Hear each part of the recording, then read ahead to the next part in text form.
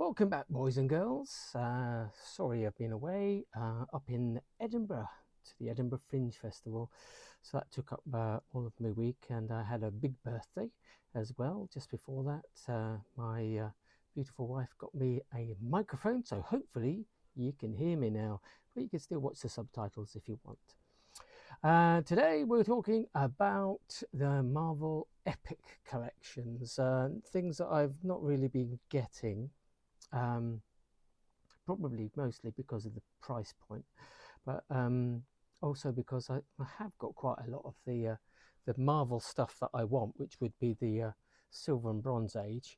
I'm finding modern Marvel difficult to get. I mean, the characters don't appear to be the same characters that I used to read in the late 70s and 80s. I enjoyed Civil War, and I enjoyed the Brubaker Captain America run, but you know, Original Sin started off all right and went Planet Bizarro. It's very difficult when you're brought up with the original stuff, and also because I've still got a lot of these essential collections, great big phone book sized books, which were good on the old wallet, covered most of the stuff I wanted to get with Marvel on. Okay, they were in black and white, but then the original Marvels that I got that were British reprints were also in black and white, so I'm used to black and white. So also the price point is still a bit high. There's so I always felt there's a price you want to pay for a book, and a price that, unless the book is like something you really, really want. If you're just buying it again or whatever, and you think it might just be sitting on the shelf, there is no point really. So why am I doing this video? Well, up until being in the Edinburgh Fringe Festival, I have full. This was The Amazing Spider-Man, The Secret of the Petrified Tablet. Now, I never read the original comics, and I didn't even read it when it was reprinted in Super Spider-Man. But I think I picked up one issue of Super Spider-Man which had a little bit of this story in it.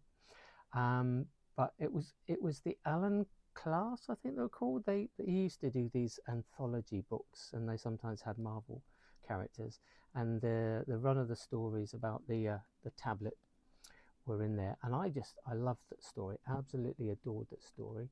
And this book has got most of the stories. It starts off with King Size Spider-Man. Larry Lieber, that's Stan Lee's brother, is co-writing with Stan, and Johnny Romita doing some of the art there.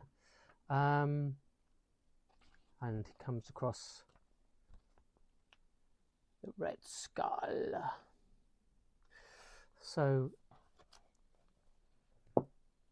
these are the issues that build up to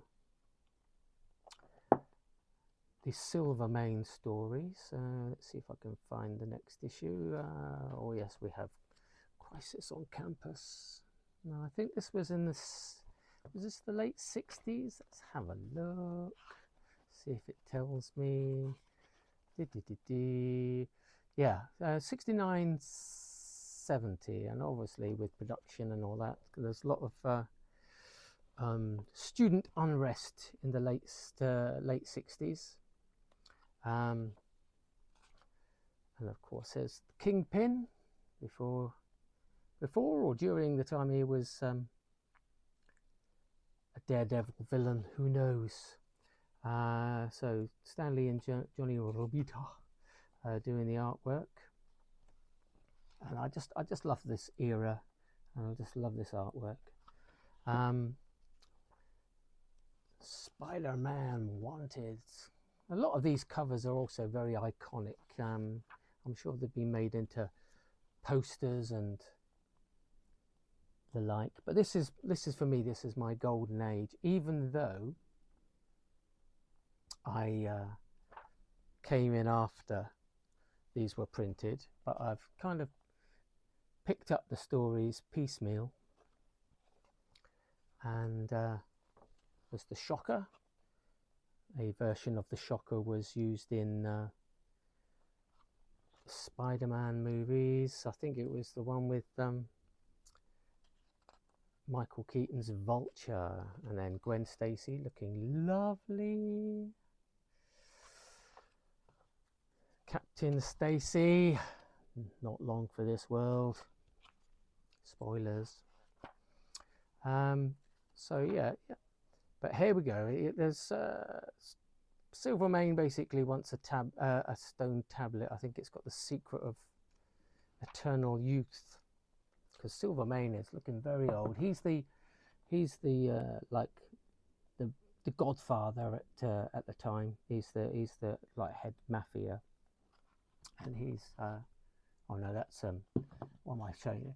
That's Captain Stacy. It's Gwen's dad. No, Silvermane is, let's see if I can find him. He's the godfather, and he wants a stone tablet to give him the eternal youth or some such. It's been a while since I read it. Here we are. Look, Silvermane looking very unhappy and looking very old.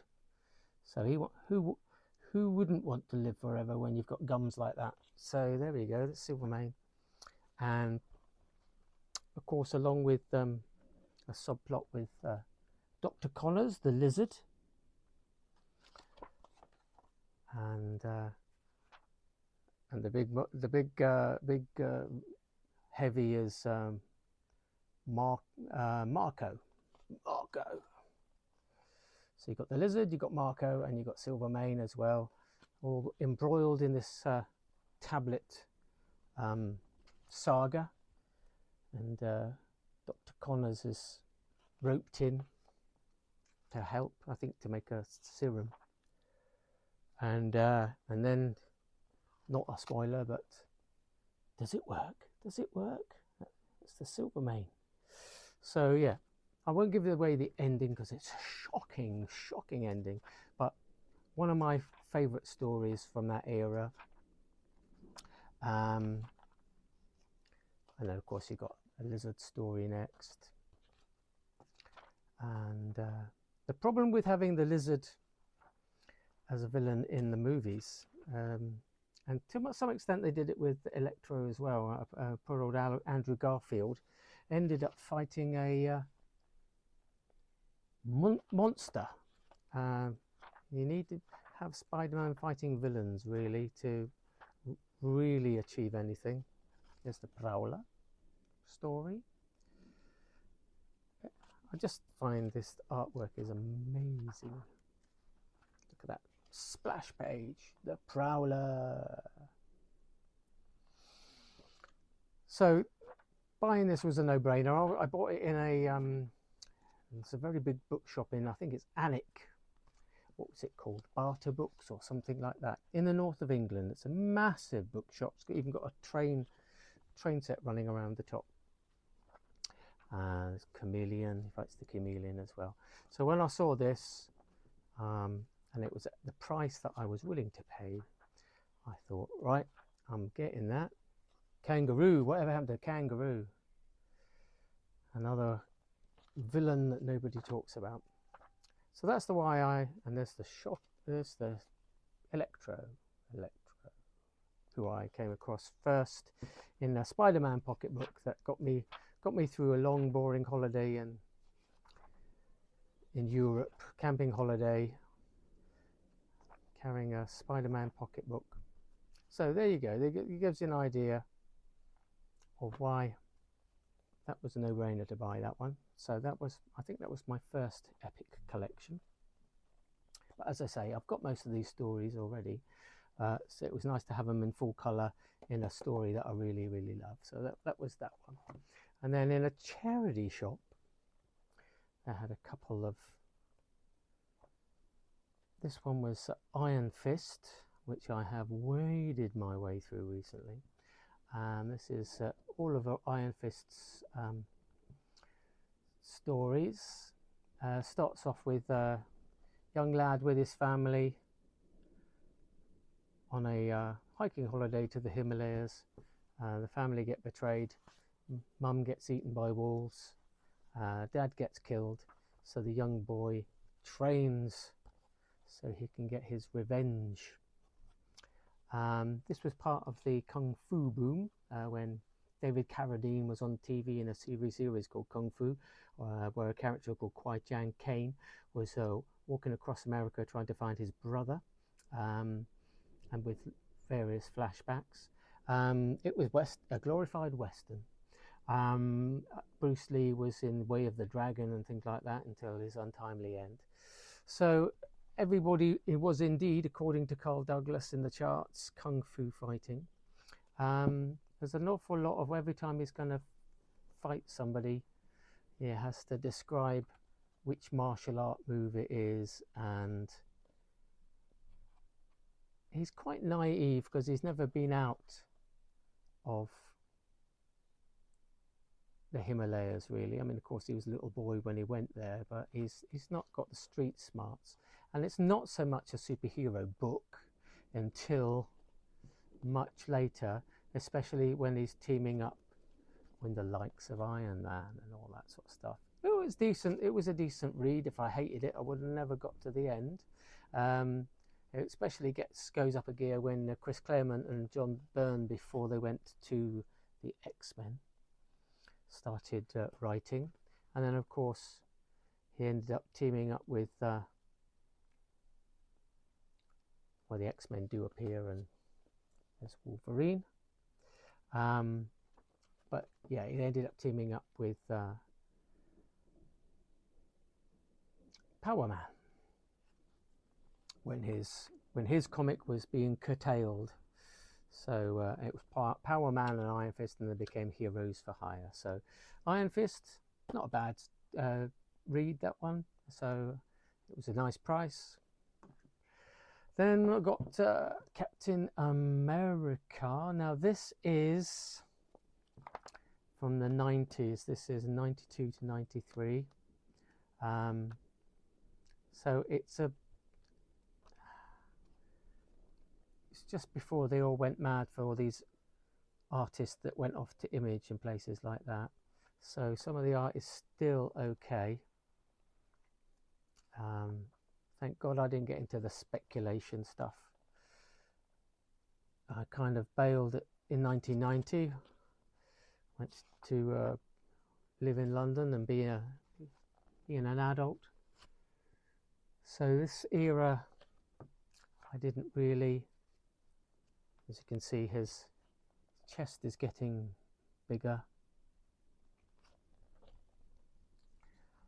and but the usual rogues gallery, Batroc de l'Hyper, who was in one of the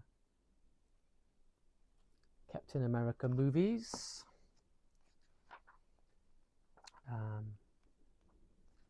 So yeah, now I got that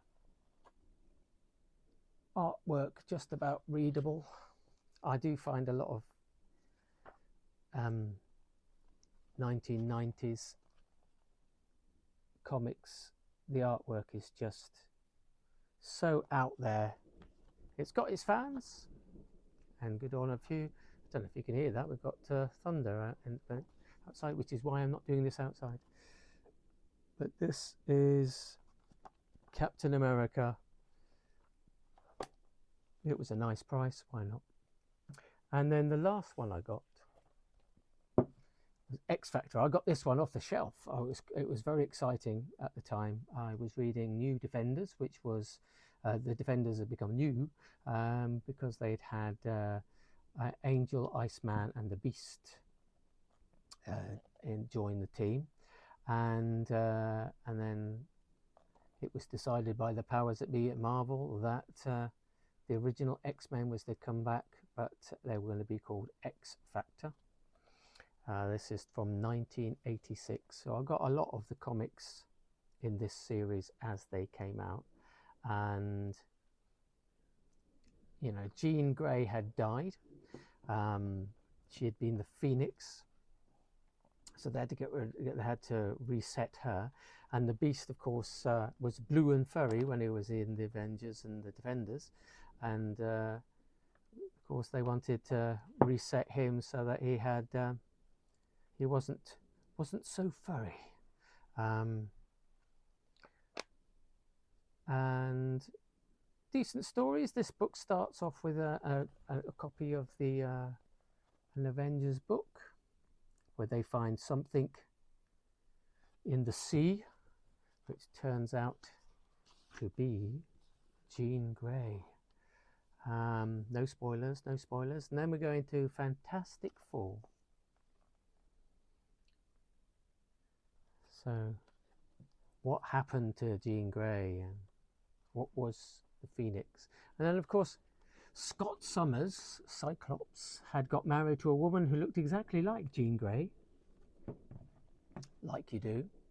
And then, of course, like the massive heel he is, walks out on her.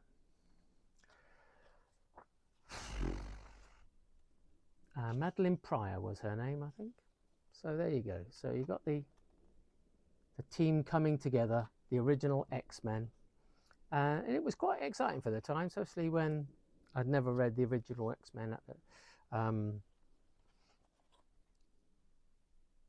quite like the Neil Adams, Roy Thomas era, which are well worth getting. But there's the X Factor. So that was a bit of a no-brainer when I saw that at a reasonably good price. Why not get the X Factor? So there I am in the Edinburgh Fringe, and they had in Edinburgh they have a Forbidden Planet, and I went to look in because I'd just been to Forbidden Planet in London, and they didn't have much in their sale stuff, but they did have these big old books, 99p for a big book about the Flash, not just the Flash movie, but it's got a history of the Flash. So I got that, and then I got some Star Trek books. These are sort of taken from articles from Star Trek magazine, so it's a nice hardback compendium of Star Trek, the 50 years of Star Trek. So it's got not just Captain Kirk and Spock, but it's also got Janeway and Cisco and DeForest Kelley profile and all sorts of stuff. Lots of lovely articles, you know. So it's not a lightweight book. Then one about Picard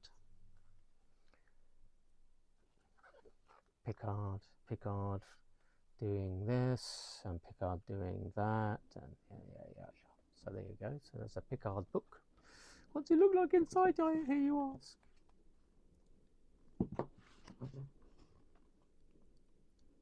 So lots of Picard. Then, and I don't care if you hate this movie, I think it's brilliant. It reminded me of the first Star Wars that came out in '77. Valerian, which was taken from a comic book. So this has got all sort of the art, and I liked Valerian. I thought it had some great concepts and planet building.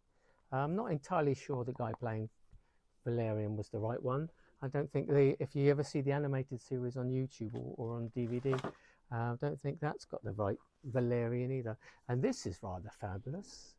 This was about $1.99 or something.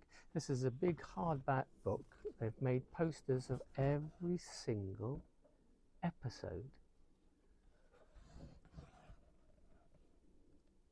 So that's what Forbidden Planet in London had.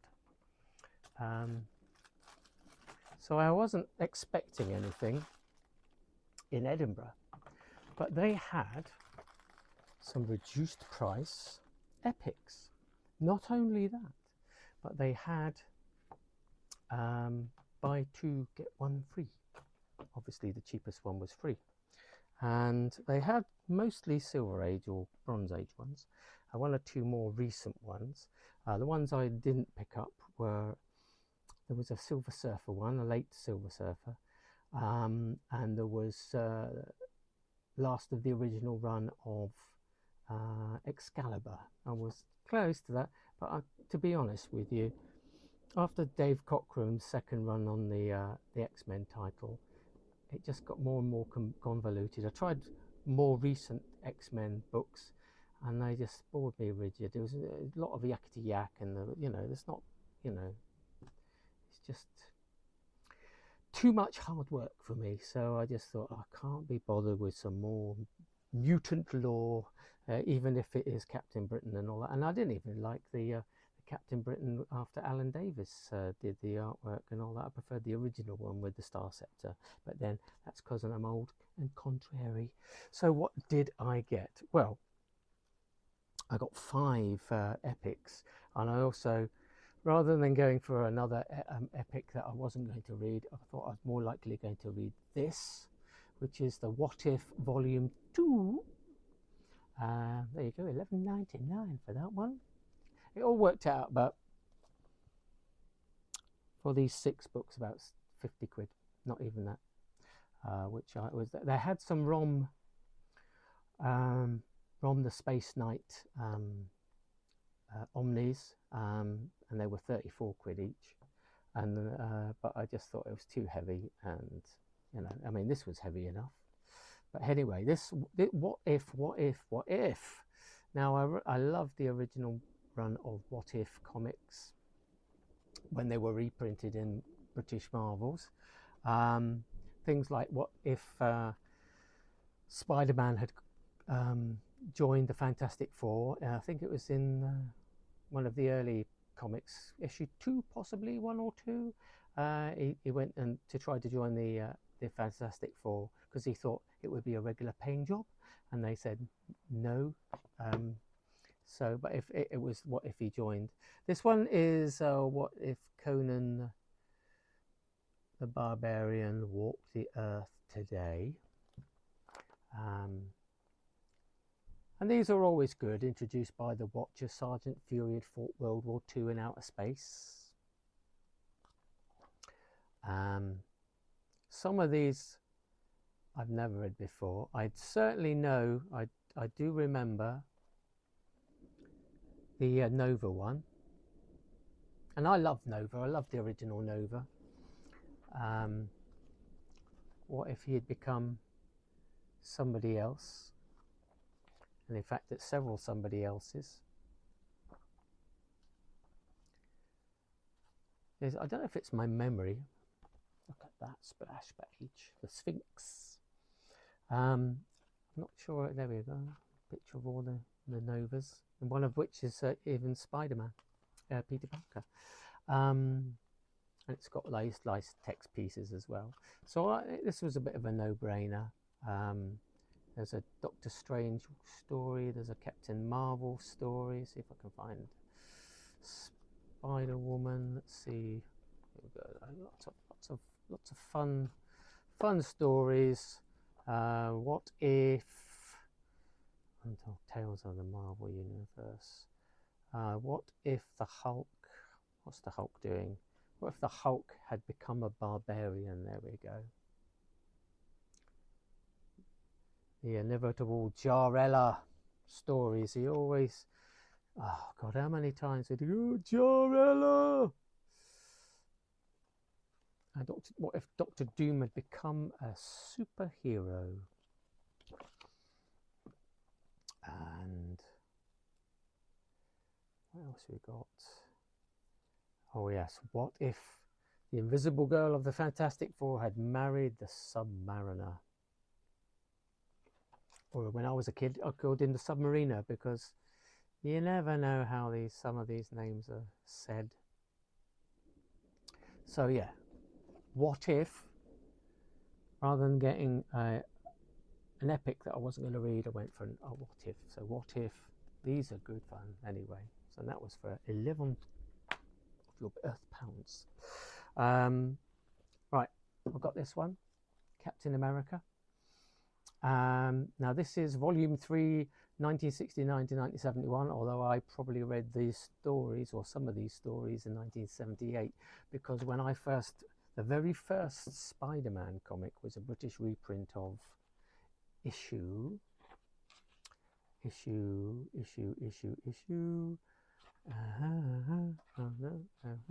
this it? Yes. It was a reprint of issue 174 that featured the Hitman and guest starring the Punisher. That was the very first scene I ever read of a Spider-Man comic. I'd just come out of reading Looking and Battle, and frankly this was very exciting because the only Spider-Man I knew of was the Spider-Man TV series. And so Spider-Man was one of the stories, the first few pages of, and one of the things that got me was Spider-Man's got a poorly arm because he got it fighting the Molten Man.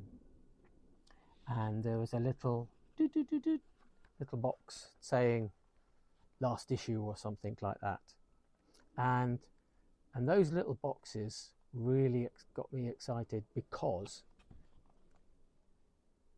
I wanted to know about all these stories that I'd missed. So that helped. So Panini have just recently put this book together, which has got some of the Spider-Man and Punisher stories. Well worth your time and your money. But that was the first Spider-Man story I read, and it was in Super Spider-Man in black and white. And one of the other stories in they had Thor, about 5 or 6 pages of Thor, 5 or 6 pages of Captain America, and 5 or 6 pages of the Avengers. The Avengers were in the middle of the Celestial Madonna story, and it was the origin of the Vision, and that sold me on Vision, and it sold me on the Avengers. And then you had Captain America, and one of the stories in here, this book here, is the first one I ever read of Mr. America, and it is, if I can find it, I mean I've subsequently read most of this book, but and he's teamed up with the Falcon as well. Here we are. This was the very first story I ever read of Captain America in that same issue of Spider-Man. So this is where I kind of fell in love with Marvel Comics, because of those stories. Thor was teamed up with Hercules, and they were going to fight Ego the planet, who ended up being in Guardians of the Galaxy movie. It's kind of a Jekyll and Hyde story. There's a mad scientist in S.H.I.E.L.D. who turns into a giant ape because no ladies fancy him.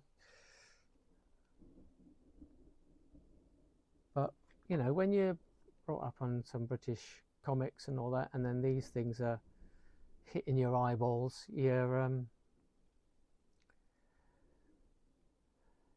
I found it quite exciting. And after they did fought this bloke and teamed up with the Mole Man, and then they come out of beneath the earth, having fought the mad scientist, the Falcon decides that to prove himself, because Spider-Man was allegedly a fugitive, he was going to prove himself by going off and fighting Spider-Man.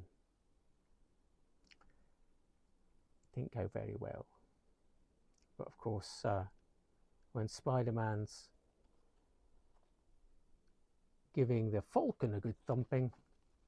Spider-Man, Captain America thinks Spider-Man's beating up his friend. So there you go. So why not buy this? This was my entry into Captain America, the 1969-1971 stories, and that one was $14.99, but when you added it all together, it worked out. Daredevil, that was another one. Is buying these going to make me want to buy some more? Only for the right price and all that. I'm not going to go and spend like 30-40 quid on them. That would be madness. I have most of these stories in black and white, and I'll only replace them when the price is right. So this is Volume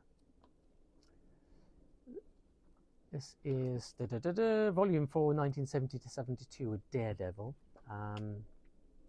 A lot of the artwork is by Gene Colan,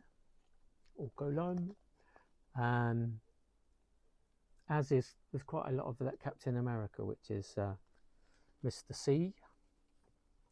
And I don't think the Mike Murdock stories are in here. Mike Murdock was an alter ego of an alter ego that Matt Murdock, Daredevil, decided he was going to do a twin brother who was a bit of a TWAT, and that was a bizarro storyline. But these are good, solid stories, long before Frank Miller and Roger Mackenzie. Story by Gary Friedrich, this one. Stan Lee presents. I mean, I like the stories with Death Head, and I like the one with Torpedo. These are good, solid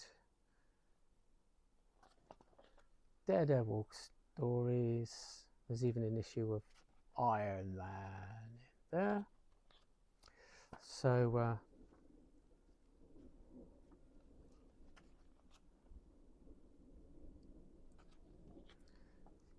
good era of The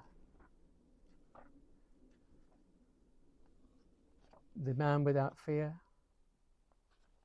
long before Born Again.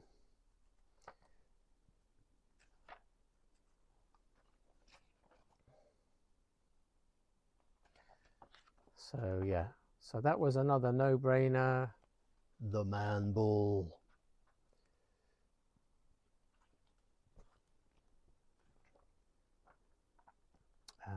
Stiltman in here as well. I can't remember. Mr. Hyde, and of course he teams up with Natasha. She actually got second billing for a while. I think it was after this. Jerry Conway's writing this. Bill Everett is doing the artwork.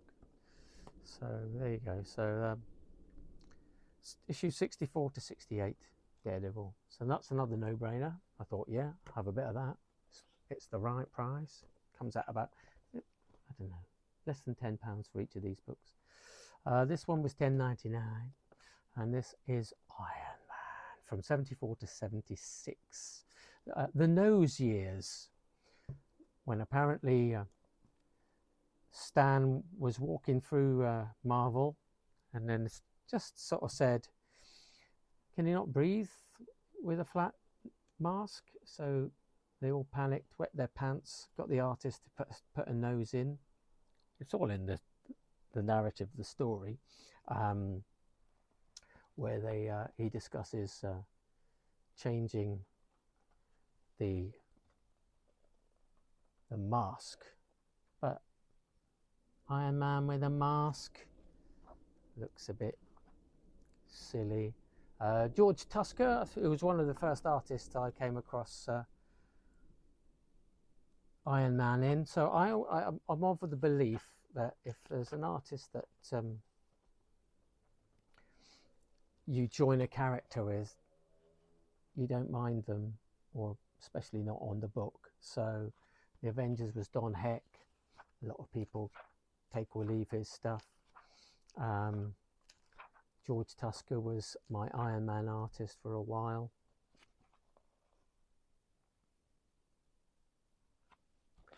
And but yeah, apart from the nose, let's have a look. Iron Nose. Issues 68 to 91. Now I did pick up second hand. I think it was issue 88 and another one. So it's nice to have them in order. Yes, he's fighting Blizzard.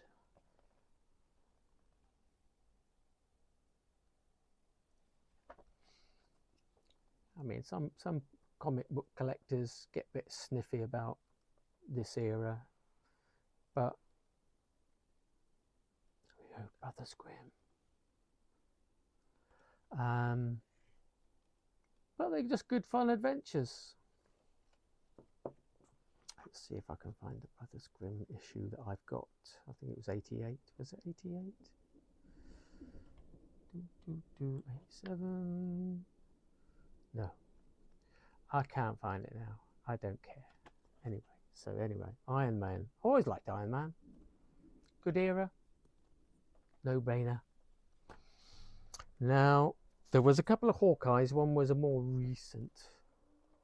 This is from the Solo Avengers 1 to 20, and then it changed its title to Avengers Spotlight, which was a split book which contained the first story was a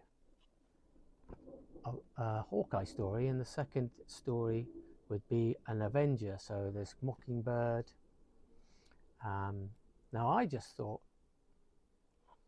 it was going to be, when I first bought it, I thought it was just going to be the stories with Hawkeye. This one's got Hawkeye and Monica Rambeau, is that her name? Captain Marvel, who was Avenger at the time. In fact, she was the leader of the Avengers. So I just thought it was all, we'd get the covers, and I thought it was just all the Hawkeye stories. Foolish boy I am, because it reprints the whole issues. So this one's Hawkeye and Moon Knight. So you get your Hawkeye story, and then you get your Moon Knight stories. So it's a nice little anthology. So you've got your Hawkeye if you want to read just the Hawkeye bits, but then you've got Hawkeye and Black Knight, and the artwork changes.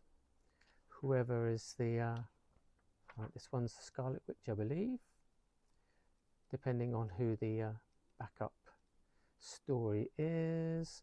This one, yeah, Hawkeye and the Scarlet Witch.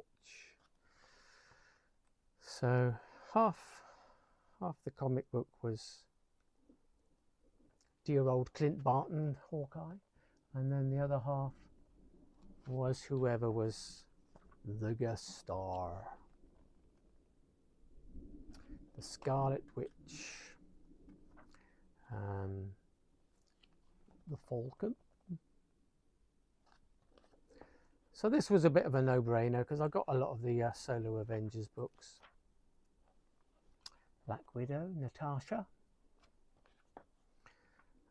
This is before the movies made a major player. She was more Daredevil's girlfriend, occasional member of the Avengers, but not for long. And then she was the leader for about 5 minutes, or 17 issues of the Champions, Dr. Pym. So there you go. So that was another no-brainer, Hellcat. So why not? Now this is actually volume 2.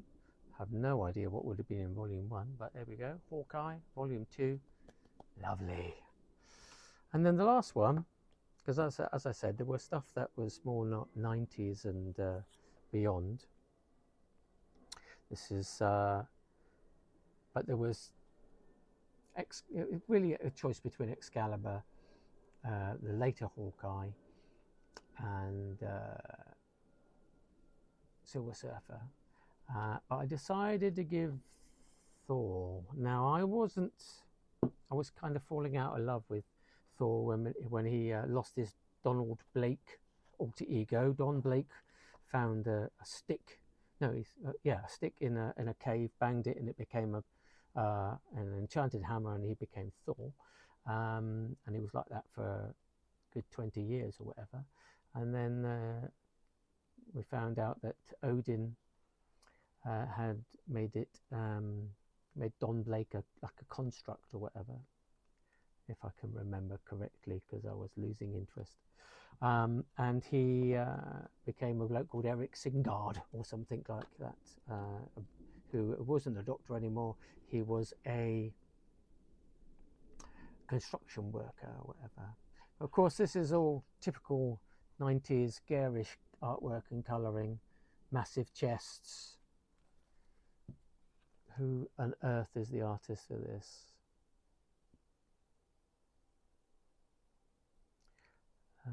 Oh, Diodato. Now, I've grown to love his work, but obviously in the style of the 90s, this is 1996 to 1997, it's all a bit Planet Bizarro. So I've got to get past this weird artwork. But I thought this was the best of the bunch. I mean, I was close to getting the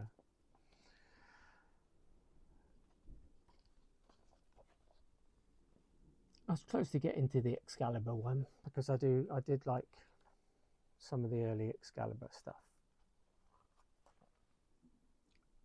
and it looks all right. So you never know. I mean, tell me in the comments, is this the greatest run of Thor ever? Is this treading water? Whatever. But you know, when they totaled up the price, and because I didn't know it was 3 for 2, they went blah blah, and I went, what? And I realised that I've saved myself a packet of money. So there you have my epic collections. Will I buy more? Well, I've still got the black and whites, which are fairly decent. The jury is out. I'm much more into the DC Finest, to be honest with you. Those are great, and places like Books etc. are doing them for about £20, which is a steal.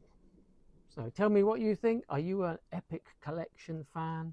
We'll go back to some comics later. I dug out some action comics, so I might show them in the next video.